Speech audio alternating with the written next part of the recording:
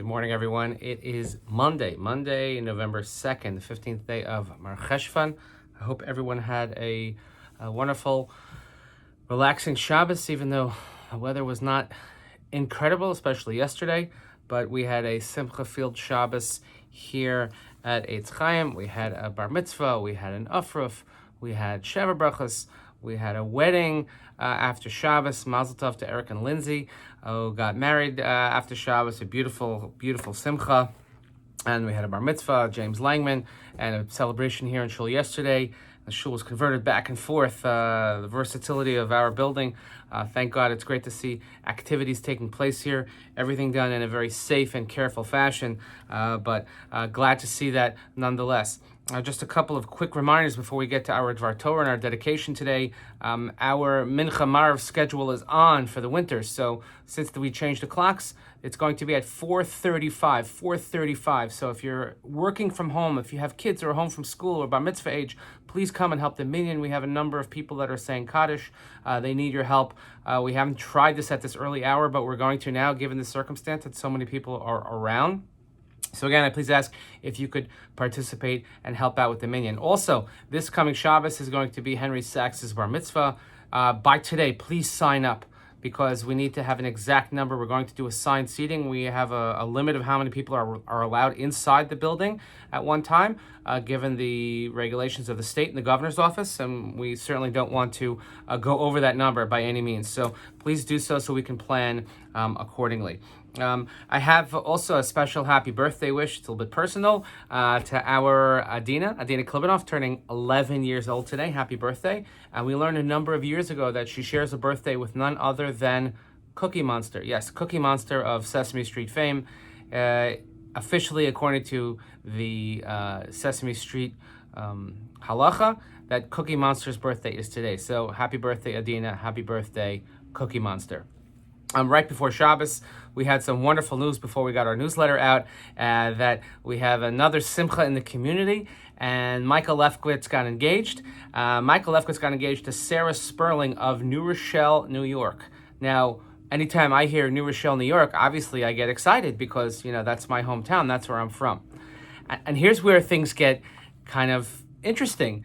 You see, the Lefkovits family and the Klibanov family, as you've heard many times, even here in this forum, we have a very, very long and storied history together. You see, Jeff, so Marcy and Jeff, of course we know from our shul, and we celebrated a wedding, Jonathan's wedding, earlier in the summer, and now Michael's getting married, and you all know you were here. Michael's bar mitzvah was here in Eitz Chaim, Jonathan's bar mitzvah. We all know Olivia, Ethan, and the whole family. We know Jeff's parents, Judy and Zoli Lefkovits, and we know Marcy's parents, the Rosenfields from Chicago.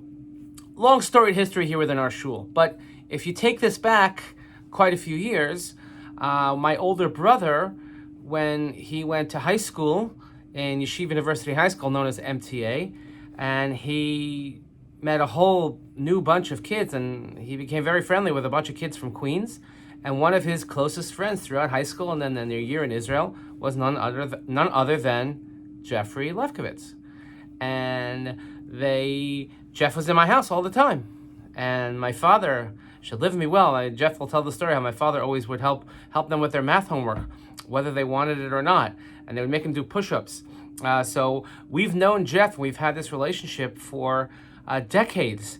And if that's not enough, of course, Sarah Sperling, who, by the way, spells her name correctly with an H, Sarah Sperling, her parents, Karen and Marvin Sperling, Marvin used to sit, when we lived in New Rochelle and we davened in the minyan, used to sit next to us. Karen and Marvin were at our wedding. Very close friends of our family.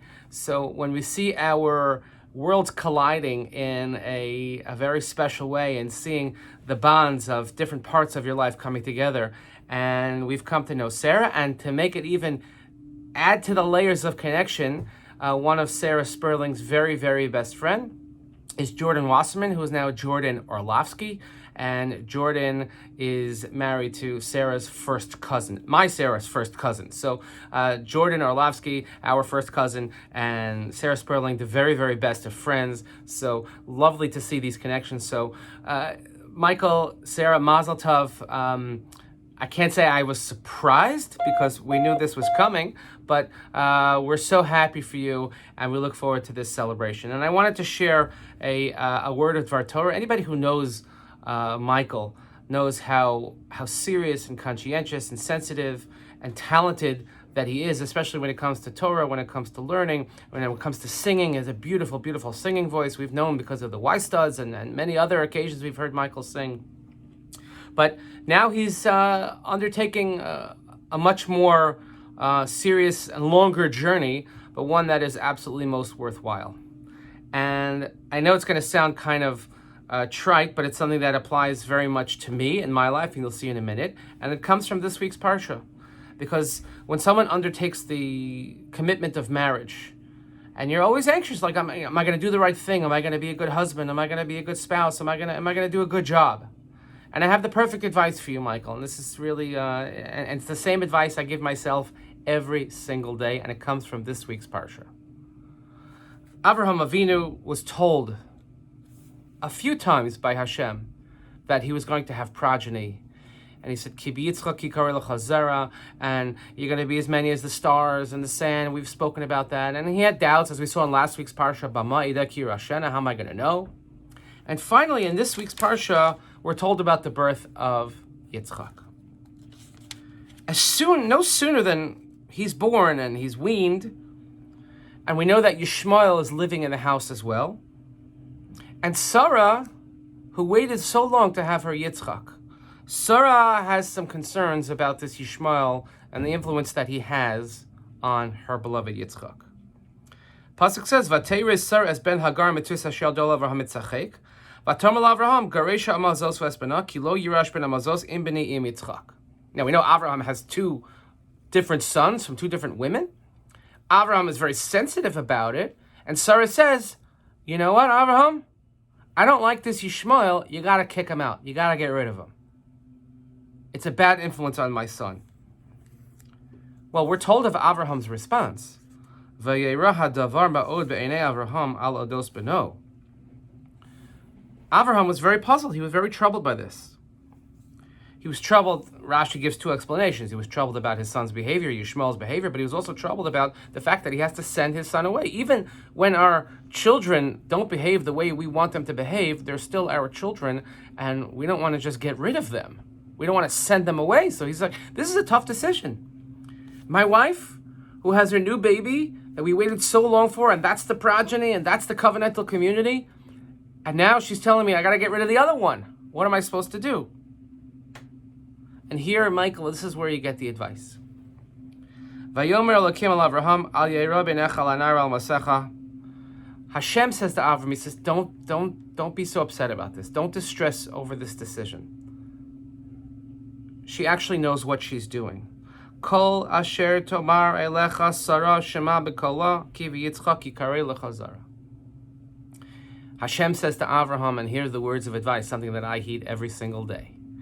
Kol asher tomar Sarah shema b'kola. Whatever Sarah, your wife, tells you, shema b'kola, listen carefully to her voice and heed. Do whatever she says. Now, I know it sounds cute, right? Because you're marrying a Sarah, I married a Sarah, I'm from New Rochelle, she's from New Rochelle, it's great. But in actuality, Rashi tells us that we learn here that Sarah was greater in Nevuah, she was greater in prophecy than was Avraham. She had a greater level of understanding, maybe a Bina Yisera of sorts. But I think that when we seek our partner in life, and we always want someone that's going to be better than we are, we want someone that will make us better than we are. We want someone that will find, as we discussed last week, that untapped potential and bring it out from within us. Now, Sarah and Michael, I know you both, and you both have an unbelievable amount of chen. You'll see, it just comes out in the pictures you can see attached to the email. The love they have for one another, and I have the privilege and the benefit of knowing both of your families, so I know where you both come from. And you both come from a very, very strong family unit, which is committed to Yiddishkeit, committed to chesed, committed to community, And I know that you're going to build a very, very successful home in the house of Israel. Michael, I've watched you grow over the last number of years, and you truly are a mensch. And even when you ask, the questions that you ask are so thoughtful and so sensitive and so bearing in mind the needs of others.